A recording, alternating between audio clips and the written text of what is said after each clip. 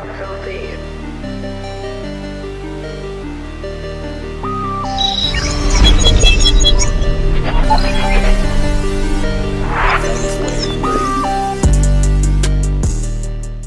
What's up, guys? It's the Baller Sports Dialogue podcast. It's your co-hosts, Brandon Deutsch and Graham Mona here today. It's been a brief hiatus. Been gone for a little bit. We're going to focus primarily on basketball, some advanced stats, just some discussion. I'm really looking forward to talking about the NBA this season. Arguably the most competitive NBA we've ever seen. You have Shai Gilgeous-Alexander, 31 points per game, turning into a superstar. The most 20-point per game players in the history of the game. I feel like everyone's averaging 20 plus, right? 30. I mean, Norman Powell will be up to 20 plus eventually too, right? So I don't know. It's pretty legit, and I am just very, very, very excited. Let's start with the Suns. Okay. Now, while we're recording this is, what is it? Today's Friday. Today's December Friday, 9th. right? December 9th. Friday, okay, December so 9th. they got blown out at home. Yeah. By 40, right, to the Celtics, who we already know are the class of the NBA. First in offensive rating, the best offensive rating of all time at 121 almost, just ridiculous. And talk about how good this team is.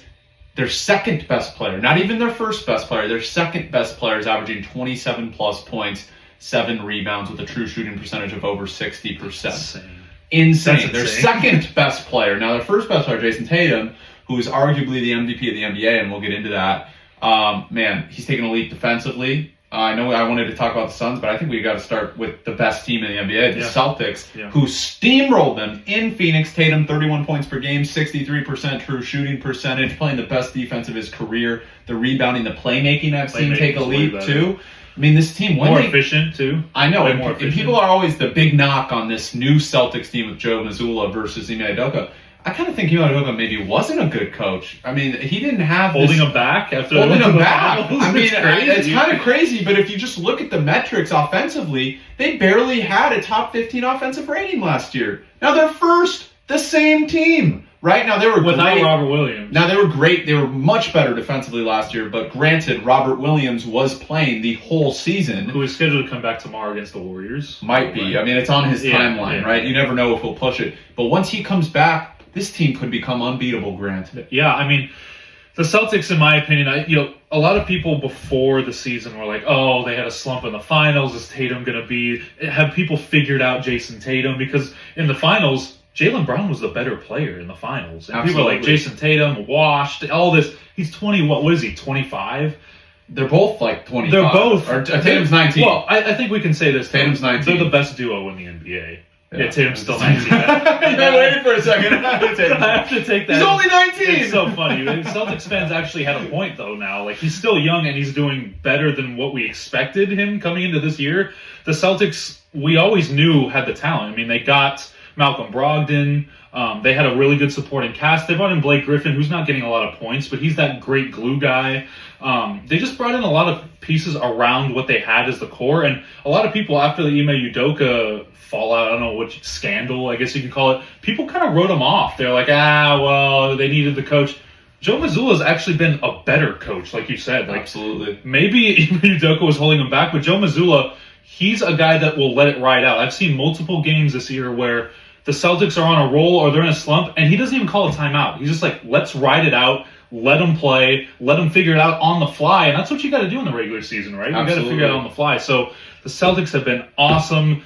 Like you said, their defensive rating isn't as good as it was, but they've been missing Robert Williams. They're going to get him back. Arguably the biggest... They could get even better. That's what's crazy. Yeah, they're 21-6 or whatever it is. Arguably the biggest game changer in the NBA defensively with what he can do. Even very versatile. Last year I thought he was DPOY. Right? I thought he would have won. I mean, if he didn't get hurt, he would have won. I mean, he was out, I think, 4 weeks? Yeah. And that's why they gave DeMarcus Smart, who, very deserving as well. Yeah. Another thing I wanted to bring up, I can't believe I skipped this, but their true shooting percentage is 62. Team.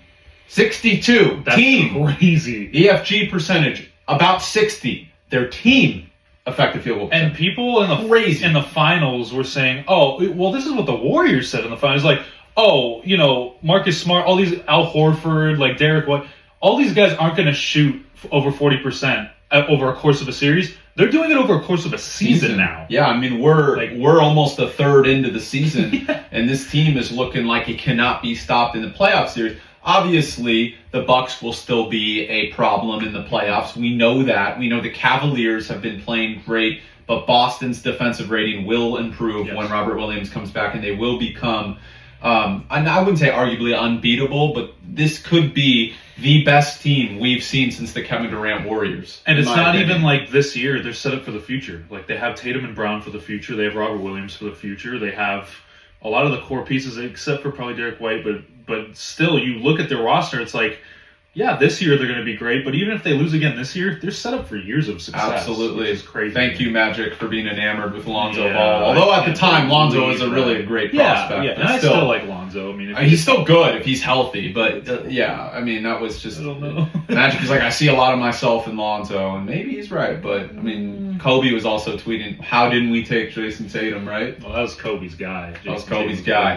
All right, let's move on to the Suns, who I originally wanted to start with now. The 40-point loss, Chris Paul returns. Looks like a fragment of himself, by the way. His effective field goal percentage is almost under 50, which is ridiculous. Like, he can't shoot. His three-point percentage, I mean, he's never been an amazing three-point shooter, but this is a guy who's even getting to his mid-range. That shot is automatic usually for him. It hasn't even been automatic. His playmaking's still great, of course, because he's the point god, right? Self-proclaimed. And man, he came back, and it seems like they're worse with him on the court. Yep. When he wasn't there, Devin Booker was taken over, and they haven't had, and props to Devin Booker, and I know that was a tough loss. He had the worst plus-minus of any player. In, what was it? Minus 40, right? Minus 40.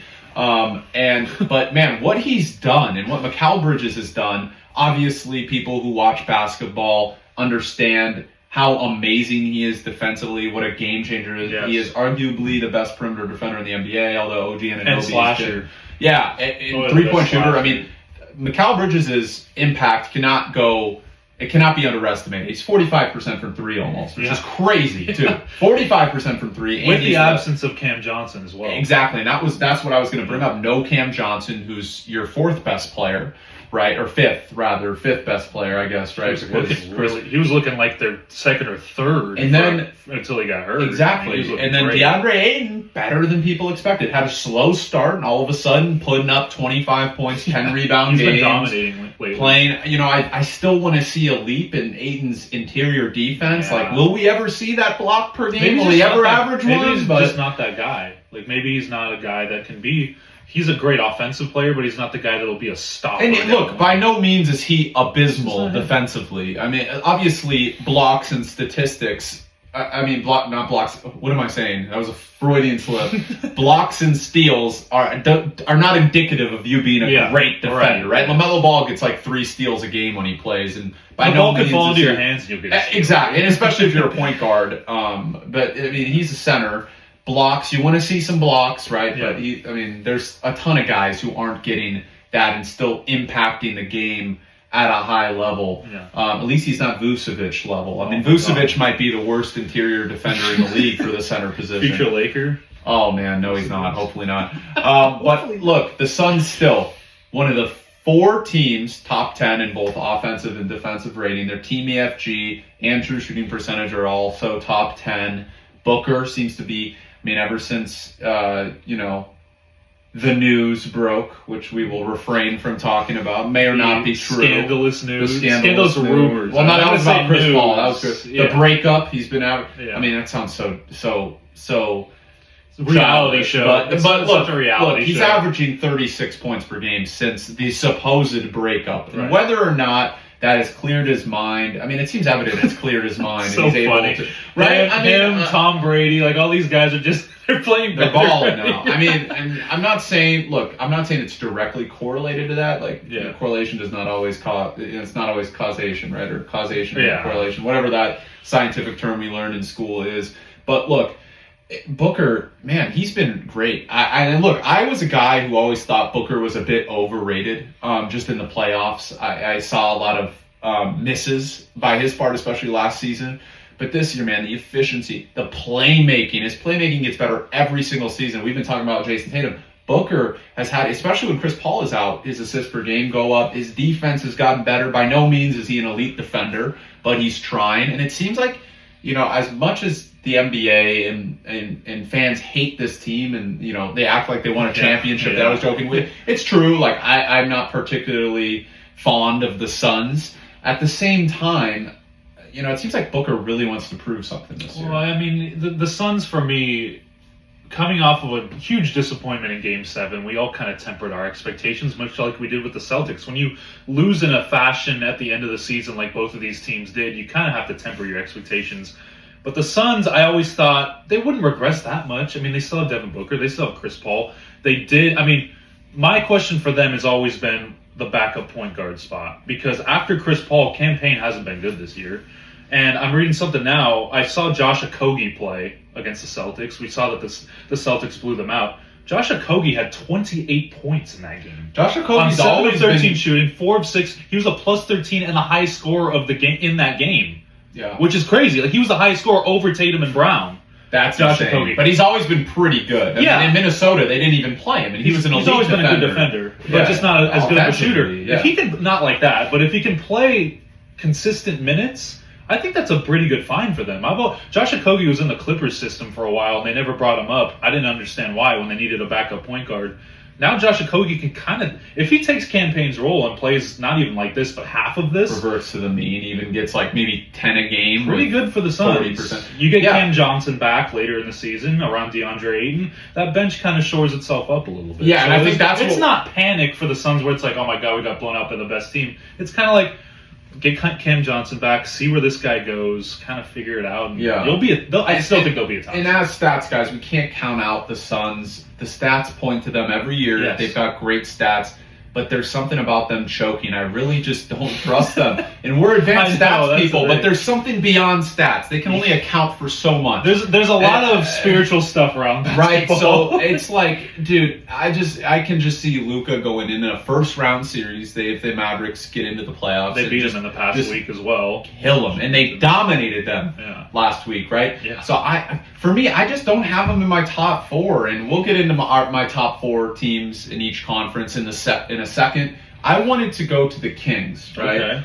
Like the beam, baby. I love the Kings. 4th in defensive rating, 116.1, top 5 in both true shooting percentage and effective field goal percentage. Their true shooting percentage is almost 60. It might be actually 60. It's 61. 61? It's ranked second in the league. Second in the league, right? So, yeah, that's incredible. Their EFG, 57. The team effective field goal percentage is 57. And a lot of that's on De'Aaron Fox. Yeah. And that's what I wanted to bring up. Seems like Sabonis is carrying right now this amazing start for De'Aaron Fox. Was leading the league in clutch points, averaging 26 points, 65% true shooting. We were like, dude, this guy's the second coming of Jesus. You know what I'm saying? I thought, for sure. Is that Christ? Is he redeemed? Is he back? Is he back? Is he back? Do you think we do that? Well, I feel like we're doing that a lot with players, and in the Kings case, since they were so hyped up in the beginning of the season, we kind of thought De'Aaron Fox is like this superstar guy, MVP candidate, which he very well could be at the end of the season. But he's having a slump right now, and we're seeing Sabonis kind of take over this offense, and it's really not being hindered. They're still doing well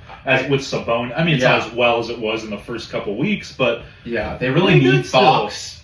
They've suffered a couple of losses because of Fox's slump. I mean, the guy, Fox 14 points, 11 points. I mean, he was getting 26 and 10 a night. Now you'll see 14 points, 4 assists. He was out tonight. He didn't play, right? Yeah. So, Sabonis, look, everyone is always concerned about that. Yeah, trade. I mean, we got to talk about that trade kind of being a win-win.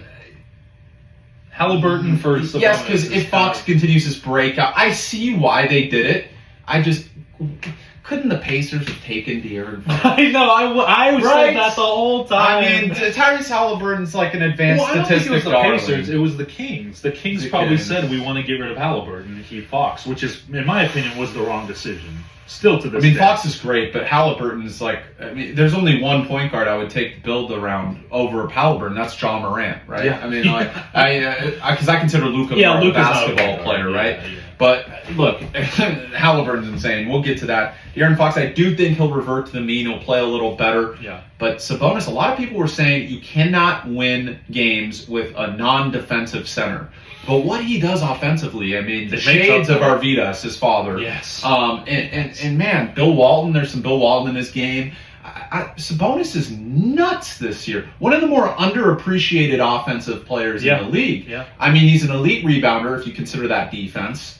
There's some defense. Obviously, his interior defense is abysmal. Yeah. But look, they're scoring so many points that their defense doesn't need to be great. I mean, we've seen teams, and the Hawks last year, second in offensive rating. Last 2 years, actually. Last 2 years, yeah. They were like second and fourth in offensive rating and bottom 5 in defense, right? And the Kings aren't even bottom 5. They're like 23rd in defensive rating, right? 22nd. 113.2. And they have been getting better there. Right? It's not where they want to get to And yet. look, Davion Mitchell is a great defender, and he's great off the bench. Off night. That's And off talk night about right this, there. one of the more underrated trades ever. Kevin Huerter, 43% from 3. Kevin Durant said he's virtually a splash bro. The guy can't miss. 16 great. points per game. This guy's going nuts. And then Malik Monk, the former Laker. Oh, fantastic. And even Terrence Davis is on the hitting. deals that these guys are on are just And great. even Terrence Davis, out of nowhere, almost 40% from 3. And this is a guy who was nowhere near that type of production early on. It seems like everybody's stepping up. Keegan Murray hasn't even hit his stride yet, and he will. Trust me, he will. They're not giving him many minutes, but he will. This is a team that I think is. I need to see a little bit more, but they're almost a lock for the play-in tournament. No, not even the play-in, but maybe a playoff. I still maybe they're a top 7 seed. I mean, what are they? Fifth? They're 5th right now. Maybe even 4th in the standings right now in the West. And the West is kind of, we'll get to that later. But the West is kind of a jumble of teams that are separated by 2.5 games. Yeah. Like the Lakers are like 4 games out of the first. 1 seed. Like that's exactly, crazy. Exactly. So the Kings, it's still early for me. But from the Kings, what I love to see, Sabonis sometimes gets a rebound and he runs point. Like over Fox. He's a great he'll handler. demand the ball on the offensive end and create offensive plays, get guys going. He directs guys. He's a great passer. So for me, he's got to stay healthy. And look, they're beating Cleveland by 10. Well, that last. Yeah, well, it lasts. That's the thing. But the fact that they're even in these games just kind of tells you what that culture has been with Mike Brown coming in, that whole coaching staff. That's another thing. Mike Brown, we didn't even mention Mike Brown. Mike Brown's been awesome for them this year. He's brought energy to that city. They have the light, the beam. The beam is the best thing ever. Right? It is. You can't root against this team, right? I mean, they were playing the Clippers. I went to a 1 p.m. Kings-Clippers game. There were Kings fans at Staples Center. At 1 p.m.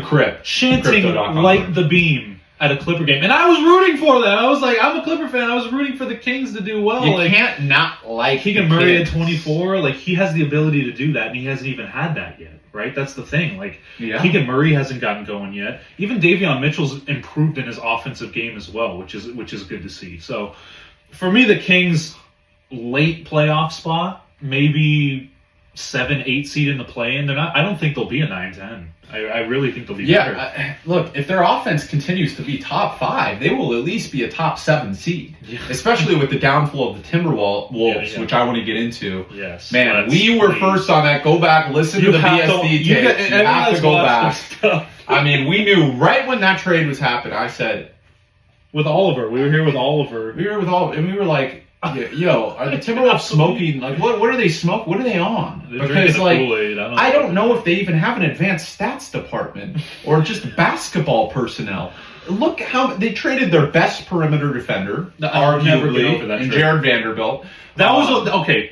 That Gobert trade is worse than probably the Victor Bout Brittany Griner deal. That's how bad it is. That was horrible. We got Brittany Griner back. That's awesome. This Rudy Gobert deal is horrible. 5 picks. I think Vanderbilt, Beverly, all your depth. I will for your say wings. this. It's good. It's great. Griner's back, but we should have gotten the Marine too. Yeah, should have gotten both. That would have been fair, right? If we had both. Fair. Yeah. I mean, Bout's a dangerous guy, but that's beside the point. Gobert. I'm trying to compare how bad this deal still is. Yeah, I mean, NBA Twitter was saying that deal with Brittany Griner was like trading Damian Lillard for, I don't know, Kendrick Nunn, something like that. Sorry, Kendrick Nunn. Taking strays. Poor guy's playing. He's on the bench looking at the score right now. It's like, man, I just want to be productive. No, but real talk though, what goes through your right mind, right? I'm not saying we could do a better job at GM, but I think we could because, look, I would never do that, dude. Jared Vanderbilt and Patrick Beverly, your two best perimeter. Say what you want about Patrick Beverly, he's an elite defender. I don't care what anybody says. No one can deny that, right? Thank you. It's an undeniable point. Okay, 4 first-round picks. One of them who turns out to be Walker Kessler, who's virtually as productive offensively if you give him the minutes on a per-minute basis as Gobert, and block shots on a per-minute basis more than Gobert. Now, we're not saying he's a better defender than Gobert. Obviously, Gobert is an elite defender. We all know this. That play the other day was great. You know, we got back, he blocked the shot. Game-winning block. But the spacing that it has created, even when Karl Anthony Towns was healthy, and this is pure basketball. You don't even have to look at the advanced stats, and I'll show them to you, and they're not good. They're worse than last year. But still, if you just watch the game, you have Gobert sitting at the three-point line. And what are you doing at the three-point line? Why is he out there? It's like Davis when he was at the perimeter. And then Karl Anthony Towns, right? It doesn't know he can't get open looks because everyone's like, "Oh, Gobert's a statue." You have 4 guys basically on offense. Anthony Edwards is there trying to create his own shot. He should be the one that run the offense. I know, and Gobert is messing it up because he's down there in the post looking at him and ruining the spacing. The shooters can't shoot. I mean, but it's not just they got rid of Malik Beasley too, who was their best shooter. I mean, look, right now we can go into the advanced stats. This is a terrible trade. Okay, the Wolves have an offensive rating of 111.8, which is middle of the pack. It's 17th in the NBA, right? That's not what you want when you make a deal like that. Defensive rating, you think with Rudy Gobert coming back, you're like, oh, we're going to be great defensively. No, worse, 16th defensively because they traded away that depth. Last season, their offensive rating was ranked 7th, and their defensive rating was ranked 13th. So they got worse at every single facet. And you were supposed to bring in Gobert, who's supposed to shore up that defense, and you got worse. And although I don't get they need to trade D'Angelo Russell. I don't care how good he's been recently. He started out the season with a 47% effective field goal percentage, one of the worst in the league for his usage. Now he's up to like 52 effective field goal percentage. Like, he's had a great week. Who cares? He doesn't play a lick of defense, right? None whatsoever. And if he's not producing enough offensively, and yes, a lot of that is because Gobert is there and he can't do a lot with Gobert standing there like a statue offensively. I mean, that's why Anthony Edwards took about 2 months for him to get going, because he's like. And now the Timberwolves are they're better with one center. They had it. I was gonna say they had it made with Karl Anthony Towns. They had it made. They were 7th in offensive rating. They almost beat the amazing Grizzlies in the playoffs. They should have won that series. Imagine having Jared Vanderbilt, Patrick Beverly, elite defenders. McDaniels, who's an elite defender, who they still have, thankfully. Anthony Edwards is an elite defender, who they still have, thankfully. A shooter in Malik Beasley. Kyle Anderson, who's a glue guy, right? And then Towns is your 5. This is a guy who's 40% from 3. He's your 5. Yet you want to make him a 4, ruin the spacing by getting a 5 who can't shoot. I mean, to me, you call it Walker Kessler as the 5, and I mean, if you off want the bench, you don't even put McDaniels at the 4. I don't care. Put Noel at the 3, and you should have kept Edwards at the 3, Noel at the 2. I mean, there were so. I mean, jeez, and you can tell how frustrated we are. Just at the time of the trade, look back. We're not even Timberwolves fans, but we would like to see how things work, and we knew it wouldn't happen. We knew it wouldn't work. It hurts to trade all that away. Yeah, Anthony Edwards is averaging 27 points and 4 steals per game over his past 5. It's not his fault. But I was going to say, and he's 6 steals a game. The Towns injury was kind of a blessing in disguise, because it's kind of like you couldn't have Towns and Gobert playing. Towns as a 4 defending a guys on the perimeter is hell.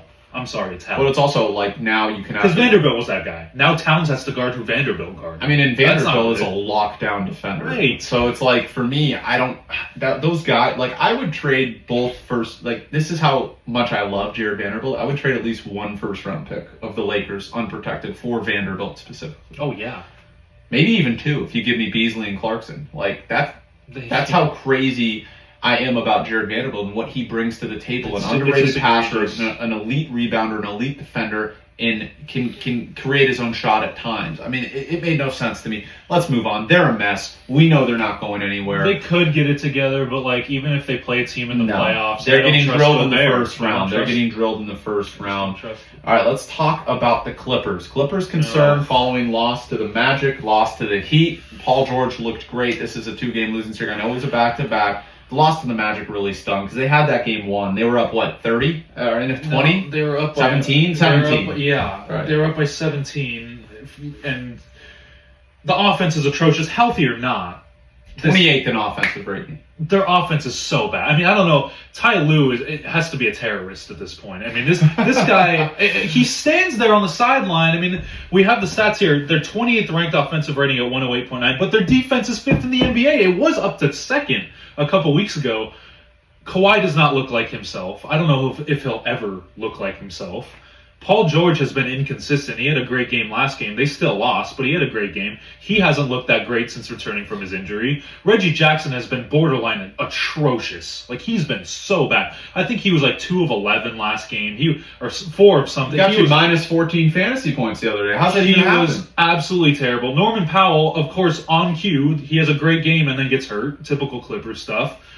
You just can't stay healthy at the point where you need to build chemistry with this team, and that's the problem. At this point, and they've had the easiest schedule in the NBA up to this point. They now have the hardest schedule in the NBA for the remainder of the season. That does not bode well when you're 14-13.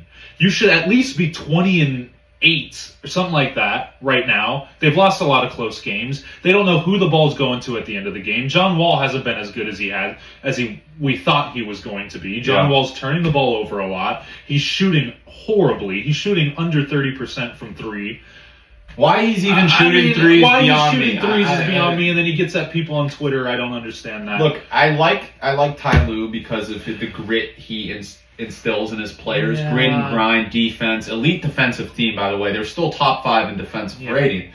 But the offense, you can't score, doesn't matter. I mean, Wingstop, is this an experiment we're going to talk about, having like 10 wings that are all defense, very little offense? Maybe Norman Powell is your guy that you need to rely on. I mean, they had to rely on Terrence Mann to create for offense. I don't even mind. Terrence Mann's a better point guard than Reggie Jackson right now. But dude, Terrence Mann was the only reason you were in those games. A couple of these games. Like, for me, it's like I like Terrence Mann, but there's no continuity, man. And I don't know if at this point we have to temper our expectations. I was telling you this earlier. Like, we had a lot of everyone had championship expectations for this team, myself included. Yeah, we have to temper it at this point. We have to accept the fact that they're a mid-tier playoff team, probably. At best. I mean, they could be a play-in team the way they're playing right now. Absolutely. And I know it's still early. A lot of people are going to get on us and say all these takes are egregious, but it is still early. I understand that. But there's enough of a sample size at this point to understand that some teams are just what they are. The Clippers are what they are. Will they stay healthy? Probably not. If they do, congrats. But you still have to play well when you're healthy. They're not doing that right now. Like I said, 28th in offensive rating is not going to get it done. What's going to get it done is being top 5 in each category, which a lot of the top teams have. They're simply not. They're not. There's no continuity there. I'm not going to make any bold predictions about anything down the stretch because anything can change. The Celtics were at 500 halfway through the season and ended up going to the title. So never know. I don't know. You never know with that team, but this is something that I want to mention is that the Pelicans are what the Clippers. Yeah, and that's the team I wanted. That's a perfect should have transition. been. So perfect. First in the Western Conference, the Pelicans. All right, awesome. Zion Williamson. He has the Pelicans at first. I mean, 6th in offensive rating, 115.4 rating. Should undoubtedly improve when Ingram's back, right? 3rd in defensive rating, 108.5. That's great. That's so cool. 2nd in net rating, 6.8. Top 10 in team EFG and true shooting percentage, right, in the 50s. Zion's averaging 23.9. Off of an injury, he hasn't played. Career high in assists, right, 4.3. His playmaking has taken a huge leap.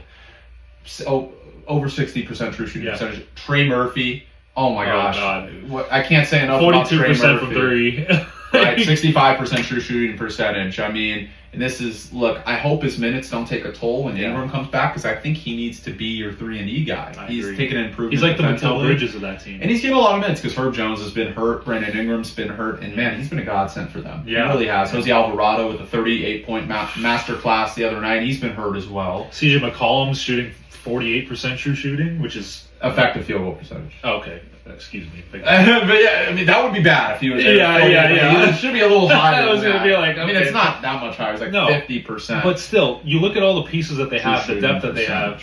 Dyson Daniels, He hasn't even been incorporated that much into the system. You have a future piece there. You have current guys. Valanciunas hasn't even played as well as we thought he would be. And they don't need to. They don't need him to. Like Brandon Ingram has been in LA. They don't need him to, because this is what we thought the depth would be. Me and you both were high on them. Yep, and I think I'm going to say it right now. I think Willie Green's been awesome. I think the Pelicans will be in the Western Conference Finals. I can see. I'm going to say it right now. I just think the pieces they have, and look, I don't want to. Obviously, things are subject to change. But when I look at the depth of this team, you have Dyson Daniels, who should get better as the year goes on.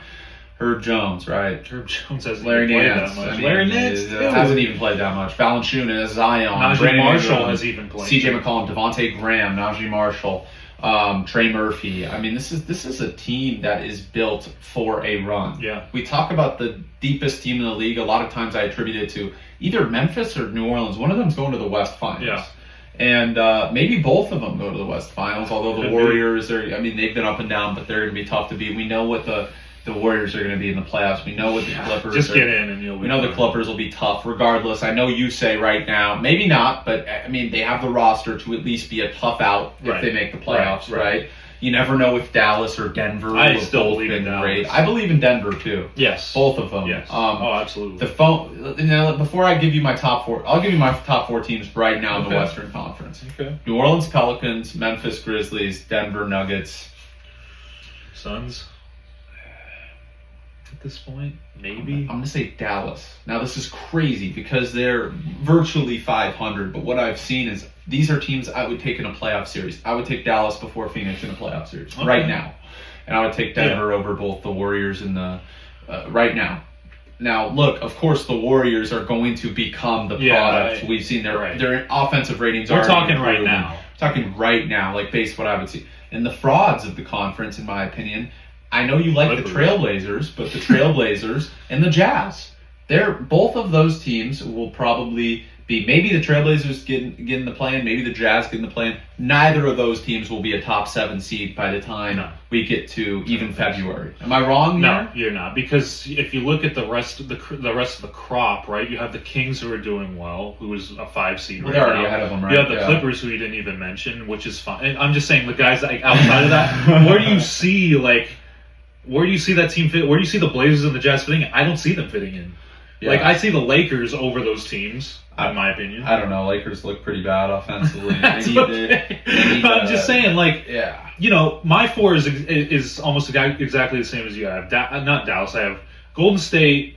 I have Phoenix. I still have Golden State in my top 4, by the way. I don't know if anyone heard that. I have Golden State, Phoenix, So I'll put New Orleans and Memphis. Those are my top. I'll put Golden State. I'll put Dallas right outside. I'll put Golden State over Dallas. I agree. Yeah, because I mean, you put Curry in a playoff series with Thompson. All the big games, the Warriors have kind of showed up, right? So you can kind of chalk that up to what it is. Look, that's a very good list. I just think that the Trailblazers, they don't impress me with their offensive and defensive rating. They're middle of the pack in all their advanced stats. Seed. Probably. But I really think the Lakers are the team that, and we'll get to them, defensive rating, it's dwindled recently. It's spiraled down because, 130 plus points in back-to-back games. Yeah. I mean, it's like they beat the Wizards. That was impressive. Davis has been phenomenal, an MVP candidate. At the same time, LeBron he's been shooting well, but man, they need to feed Davis. They need a shooter. They really do, because this 41.5% three-point percentage they had over the previous 5 games before their back-to-back, which they both lost. I know their guys were hurt, but still, to Cleveland and Toronto, was 41.5. I mean, in the 2 games they lost, and then right now they're playing Philadelphia, and it's looking like they're going to lose that game too, although there's still a ton of time left. They're down 8. James Harden and Doc Rivers. You never know. Can't trust them with a lead, right? And Harden was with Khloe Kardashian at one point. Wasn't he? Like that explains a lot. That explains a lot. No, in reality though, this is a team that if they get one shooter, they can be dangerous. They could, just because of how well Anthony Davis is. Look, this is a team. You say what you want. They could be the worst team in the league. Is their floor, or their ceiling is the best team in basketball. Right. And there's nothing in between. And I know that might be egregious to say that they could become the best team in basketball, but they were 8-2 before that back-to-back when everyone was rolling. Westbrook's looked fantastic. you can't trade him at this point because Davis's production is contingent upon Westbrook's production. 15 assists. Westbrook's making everybody better. Right? I know the turnovers. You look at each other on TV, you're like, Westbrook! Oh my God, Westbrook! But it's like, dude, the guy is, for the first time in like 3 years, has a 34% percentage from three. That's somehow. Crazy. That's crazy. Somehow. Better than LeBron. Yeah, better than LeBron. LeBron's 3-point percentage. Exactly. And Davis, I can't say enough. I would have him. Now, this is an unpopular opinion because of the record, 10-14, maybe even 10 or 15. I think he's the MVP of the league right now because I think the Lakers have 0 wins without him. I just think if you 28 points per game, 12 rebounds, leading the league in rebounds, 2 blocks, over 2 blocks, 65% true shooting percentage. He's playing like the best player in the league. I think he's the best player in the NBA right now. I think it's. I mean, look, obviously the MVP. There's a lot of things that go into it, and you put Luka in there. Luka is unreal. Jason Tatum, Giannis has been fantastic. Jokic is finally playing like himself again after a slow start. John Morant has having the most quiet 28-7-7 season in NBA history. Right. I just think this Lakers team, if they make a move, and now look, their management needs to improve. I think Rob has had a couple of bad deals. We were right on the Lonnie Walker move. We were right about a lot of the things that we said about them preseason. They were going to be better defensively. They are as bad as they've been recently defensively. They're improving offensively. Better than the Clippers offensively. Yes. Look, I've been impressed. I've been impressed with Lonnie Walker. I've been impressed with Austin Reeves. Me too. Been impressed with Schroeder, Bryant. I've been impressed with a lot of the role players. Troy Brown has played. They have more depth than I thought. What they need to be put over the edge is like what I was saying. They need that 3-and-D guy, whether it's Malik Beasley. They call and they're like, "Yo, is Malik Beasley available?" Right? Dude, just call anybody. At this point, is Evan Fournier available? And I know he's inconsistent. Yeah. But like, that's something the Knicks would discuss because his contract is expensive. Yeah. Right. So that's something they'd be like, and that's a perfect fit alongside LeBron. Right. I agree. You could look into. They had Matt Ryan. They waived him. Okay. How's Cole Swider doing? Do you bring him up? Do you want to risk his defense? I mean, it's not like he's a terrible defender. Josh Richardson. You could get Doug McDermott from the Spurs. McDermott would be a perfect fit. Yeah, the Spurs want picks, though. That's the problem. The Lakers are not going to sacrifice those picks, and I don't think they should at this point, considering Westbrook's play. Now, I just wanted to throw that out there because I think a lot of people... I think of the Lakers and they're like, this is an embarrassment. Yeah, everyone wants to hate on the Lakers. We get it. We understand. A lot of people, if you're not from Los Angeles, you're not a Lakers fan, we get... I'm not even a Laker fan, but I'm a realist. It's like the Yankees, right? It's like the Yankees. It's like Argentina or Brazil in soccer. It's like the Cowboys, right? Like, people want to hate on them, like, because they're a great organization. Say what you want about what they've had the past couple of years. The facts are they have a championship. Right. They did their job. They could blow up the team right now and it'd still be a success over the past 5 years because of that championship. Say what you want about the bubble and stuff like that. And I still think they'll be in the play-in this year. I mean, at least the play-in. They could be. I said at the beginning of your top 7 seed, I believe they can get to that if they make a trade. But even without it, they'll be a play-in team. Like you're not. I mean, this is if they stay healthy. I don't see why they shouldn't be. Now, I do think they're going to be in trouble if they don't get that shooter that we talked about. They need it. They need it because they cannot rely on Lonnie Walker, as much as we love him, to be a 40% three-point shooter, or Austin Reeves, because they haven't shown it in the past. Now they're improving three-point shooting, but like, dude, at some point they're going to have to package Beverly and Nunn, right? But who can you get for that package is my question. That's my question. You'd have to take on a little bit of money. No one's going to help the Lakers out. That's the thing. Like no one's going to help the Lakers out. I think they're waiting to see if a DeMar DeRozan is available. But that would have to include Westbrook, and I just don't think at this point, like, Westbrook is a Laker. You can't, and he's expired. They might even sign him again. As crazy as it sounds, look, they need to start winning more games before we have that conversation about extension. Like, be 500 first before we even talk about extension. Yes. But I wouldn't be opposed to it if it was on a team-friendly deal. Now, will he still ask for a lot of money?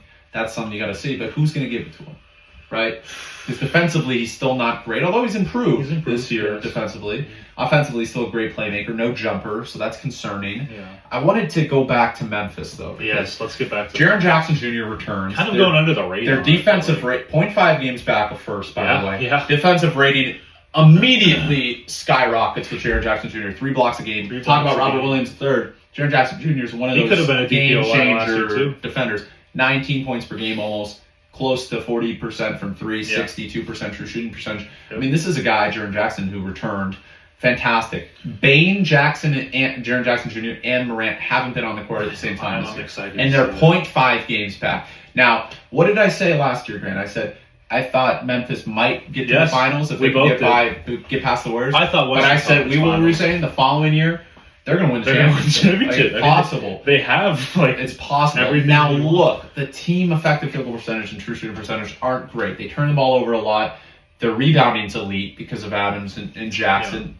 But they just have depth. Now, Santi Aldama's been awesome, right, for them. You know, they have even the rookies. Roddy, they don't even play Roddy, Laravia, and Kennedy Chandler, who are all good pieces, right? So, look, I know De'Anthony Melton was a loss. Tyus Jones came in and had 28 and 10, right? That's why they re-signed him, right? So that was one of the most underrated signings, by the way. That was one of the most underrated signings. Look, they're not going to jump off the board defensively, but it's improving, and offensively they're great. The thing that's all because he's hurt is Desmond Bane's ascension. He's no longer a 3-and-D guy. He is not a star. He's a star. He might be a star. Yeah, I was just saying. Like I was thinking about not a superstar, but he's a star. But like this dude is averaging 24.7 points on 45% of his threes are going in. 45% when he's healthy, and he's averaging 25. He was getting like 30-point games. I'll say it right now. That's the best backcourt in the league. As good as Darius Garland and Donovan Mitchell are, and that's what we're going to end on. We're going to end on the Cavaliers, Bucks, and Raptors. Just those three combined. But look, that's the best backcourt in the league, Bane and Morant. And I don't think it's particularly close in my opinion. It's really not. It used to be Clay and Steph for a long time. Then you had Darius Garland and Donovan Mitchell, but most of that's Donovan Mitchell. Darius Garland hasn't been as good as I thought he would be next to Donovan Mitchell. So I guess that's a good segue into the Cavaliers. So the Cavaliers, right, one of the few teams, like I mentioned earlier, top 10 in both offensive and defensive rating. Yeah. Right, one of the few teams there. Top 5 to top 10 in both effective field goal percentage team and team true shooting percentage. Top 10 in net rating. Donovan Mitchell. Darius Garland. Karis LeVert hasn't even played well this year, by the way. We know what Okoro and LeVert can become. Right. LeVert's proved it. Okoro, not so much yet. Kevin Love, great shooter. Yes. What I am most concerned about if I'm an opposing NBA team in the playoffs is you're going to have to go up against an interior tandem of Jared Allen and Evan Mobley. Arguably the best forward, center, defensive tandem in the NBA, right? Mobley hasn't even taken the leap offensively, we thought. No. And he could still do that. He's been kind of disappointing. Allen's been sensational. Donovan Mitchell's 30 points per game, just about. Darius Garland's one of the best point guards in the league. I mean, this is a team, and you look at the depth. Playing great. Ricky Rubio's going to come back at some point. Show up that bench. So, I mean, this is a team that I think is a shoo-in to get to at least the second round. I mean, the Cavs are top 3 in defense. They're number 1. Right. Because the Bucks gave up 133 points to the Lakers, right? So, so it's like there's a lot of concern, right, about the two small guards guarding. Like Donovan Mitchell's never been a great defender. We know that. Donovan Mitchell, even in the playoffs against the Clippers, against the Mavs last year, hasn't been a good defender. He's gotten a lot better on that end, Donovan Mitchell, and that's why I have him in my MVP candidacy because of that fact. Like he's kind of becoming a two-way player. I'm not saying he is yet, but he's becoming that kind of guy. We always knew what kind of skill he had on the offensive end. It's all fitting very well, right? It's a team that is well run. I really hope they stay healthy because Jared Allen's been in and out of the lineup. Kevin Love's older. You got to take that into account. Donovan Mitchell's been banged up here and there. I still believe in their talent, man, and their talent. JB Bickerstaff's been awesome as a coach. He has been. He has those guys playing great defense, and Jared Allen has a lot to do with it. Evan Mobley has a lot to do with it, but it's the surrounding guys too. Dean Wade's been good. Isaac Okoro's been good. Those perimeter defenders that you need. They drafted Okoro specifically for defense, right? And he's been elite. Exactly. There's no denying. There's no safe way around it. Yeah. So Jared Allen's missed 25% of their games, and they're still the number 1 ranked defense, which is crazy. Like, This is a team that is a bona fide contender. Am I wrong? It's a bona fide contender. I think when you're looking at the 4 best teams in the Eastern Conference, it's Cleveland. Obviously, it's Boston, who we mentioned earlier. Milwaukee. It's Milwaukee. And I'm going to come out and say it. I think it's the Raptors when they get healthy. Yes. You look at the stardom on this roster. Gary Trent Jr. turns into an elite defender. He can shoot. I know he's inconsistent. Scotty Barnes hasn't even hit his stride. offensively yet this season.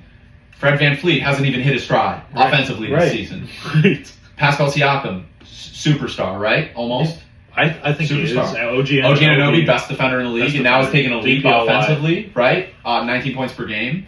Yeah. I think we have to start having this conversation. Like, this could be a team that upsets a Milwaukee or a Cleveland and gets to the Eastern Conference Finals versus I think Boston's a shoo-in. We both thought it last year. Remember, we both and they almost came back and beat the 76ers. But I don't think the 76ers are legit. Now, they could beat the Lakers tonight, and they could win the rest of their games.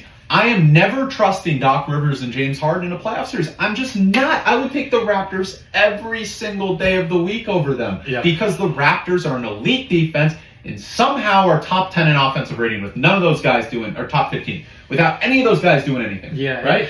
How crazy is that? And you're telling me, talk about Wingstop, this is a Wingstop that can shoot a little bit. More wings. More wings, right? I mean, these guys are long. I mean, Banton was crazy before going down with an injury. He was had showing 27 up. points in a game. Like, Right? I mean, this is crazy, a team man. I am enamored about, dude. Like, I really think they could become. I think 50 wins is what they're going to get. I know they started off a little slow, but they've had injuries.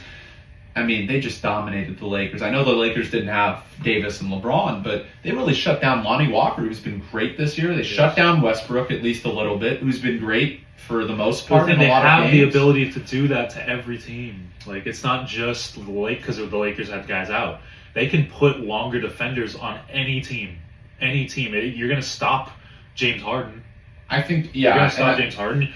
You're probably going to stop Drew Holiday. I mean, I know Drew Holiday's a guard that can get to the paint. He's good with the arms. Great playmaker. You know, so I'm just comparing these guys that you can put on guards in the East. Like, you can put on Kyrie Irving and stifle him. Like, well, that's even if the Nets make the playoffs. Right. Like, they got a lot of flaws. They got a lot of flaws. Their advanced stats, I'll give the Nets credit before we go here. Their advanced stats are in their favor. It's not indicative of their record. They should be a much better team. Like, I think Brooklyn is the fifth best team in that or fifth or sixth, right? Like, it's them or Philadelphia. I'm not sold on the Hawks. I think there's a lot of tension in that locker room, as we could see, you know, with the Young stuff. Young doesn't play a lick of defense. Murray's hurt half the time, and when he plays, he's, you know, flexing on other people on the Rockets for whatever reason. And it's like, dude, what are you doing? Murray, I don't know what happened. Everyone knows you're good, bro. You don't have to, like, for me, it's like you have insecurities if you're going up against turned into a menace. No, but you have to be insecure if you're doing that against the Rockets. These poor kids are like 19 years old. And they lost. Yeah, I mean, like, dude, they're not saying, DeJounte Murray, we're better than you. No one's saying that. No, everyone knows you're good. You made the All-Star team. Congratulations. You want a medal, dude? Like, it's turned into an absolute menace. The arrogance of that team is going to bite them. Yes. They are not going to do well in a playoff series. In fact, their offensive rating was second last year. What do you think it is now? What do you think it is now?